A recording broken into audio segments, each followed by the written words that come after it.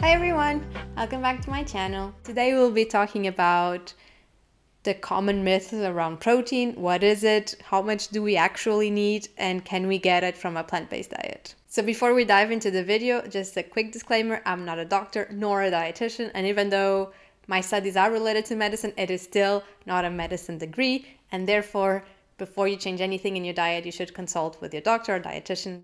Let's get started. Nah, I nailed it. What is protein? Protein is a chain of amino acids that is very essential to our bodies, and it helps us grow and repair muscle. So we know protein is very important for our bodies, but how much protein do we actually need? So throughout this video, we'll always talk in numbers that are grams per kilogram of body weight, but the protein that we need is basically dependent on four main factors. So age, sex, how much exercise you do, and how much do you weigh. Given our mostly sedentary lifestyles, the recommended dietary allowance, or RDA, is 0.8 grams per kilogram of body weight. If you are a bit more active than that, then you can go into 1.2 grams per kilogram of body weight.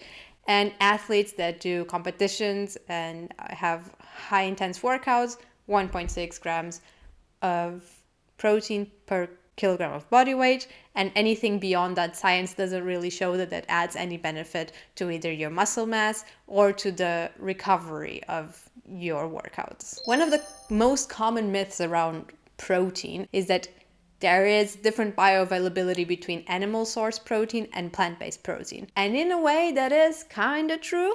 So let's try to debunk that and go into the details. So basically, the way our body absorbs protein is that in combination with certain amino acids, that allows our body to retain more or less protein. And it tends to happen that animal products have more of these amino acids, and therefore we absorb more protein from these products than we do from plant-based products. So one way we can know how complete our foods are is looking into a measurement called PDCAAS. This is a mouthful, which is, and I'm going to read this, protein digestibility corrected amino acid score. And basically this tells you how many grams of proteins you actually absorb from the 1 gram of this certain product. So as you can expect, milk is on the top of it, and soy protein is kind of 1-to-1. So everything after that tends to be dairy, eggs, meat, and we also have legumes kind of competing, soy being the most complete plant-based protein. So does that mean that you should hear what other people are saying, that you can't get enough protein from a plant-based source? Not really. So given the numbers we gave you before, and if you do the calculation for your own body weight, you don't need that much protein. And you can start checking labels and start checking how many grams of a certain product you're eating, and you'll see that more often than not, you're getting way more protein than you actually need. And if this is such a big thing for you, if you're doing bodybuilding or if you're going to the gym and you have this, you really want to put on muscle, you can always take protein powder like many people do, meat eaters or vegans, doesn't matter. And if you are concerned that soy might not be the most healthy food for you because of all of you heard that soy is bad for the environment, or soy is bad especially for men because of the estrogen, we can also do a video about that, even though Fit Green Mind just did an amazing video debunking all of that. So I can also link it down below so you can check it out. So where exactly can I get my protein if I want to do a plant-based diet? And I just don't want to rely just on soy, which again is totally fair. Even though soy comes in many forms. You can have edamame, you can have tofu, you can have soy sprouts. There's so many ways of consuming soy. But I understand it's just one ingredient and you might want diversity.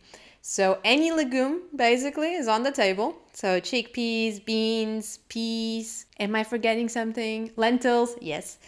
All of those are full of protein, and all of those would help you get and meet your protein goal. Also, oats. Oats is just great for anything. It's a very complete food, and it also has a lot of protein. And in case none of that is kind of your thing, or you're more like a snack person like I am, There are so many vegan protein bars and they have so much protein for like this little bar that you're eating. So again, very viable option as well, in case you're working out, which I clearly am not. Now let's try to calculate your actual protein needs, even though we already went through the numbers. But let's say you're an average male adult that weighs around 75 grams and you kind of have an office job. Then your protein intake should be around 60 grams of protein per day, which is not a lot. Taking this hypothetical person that needs only 60 grams of protein per day, if they have oatmeal for breakfast and they just take 100 grams of oats to do their oatmeal, they already have 25%, or they already met 25% of their daily protein intake. So it's not that hard to take. And if you do need more protein, of course, like the more protein you are trying to achieve, the harder you will become on a plant-based diet or not. And at some point, you might consider that it might make sense to supplement it with protein powder. But again, this is a very individual case and you have to see what is more comfortable for you. In general, it's kind of not that hard if you're mildly active until 1.2 grams of protein per kilogram of body weight.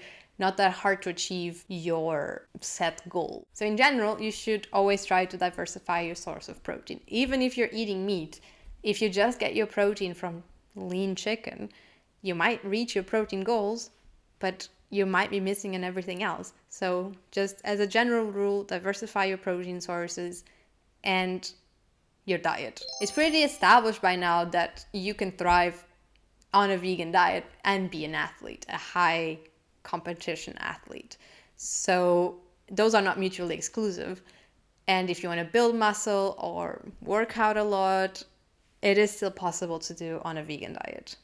As an example, we have Novak Djokovic, the tennis player, and Arnold Schwarzenegger. Even though it wasn't when he was active that he was vegan, he has been vegan since then, and he's still huge. So if you would really be losing muscle mass on a vegan diet, how could he look like that? He couldn't. Many studies, and we will link them below somewhere, show that like anything above 1.6 doesn't really make a difference anymore. And some even indicate it could actually be toxic. I'll leave you with that. So as a conclusion, you can get all the protein you need. You can be buffed and huge if you want to. Or you can be lean if you want to as well. You can reach every goal you might have fitness-wise, body-wise, on a vegan diet. There is no excuse not to do so, or at least not protein. And that's it.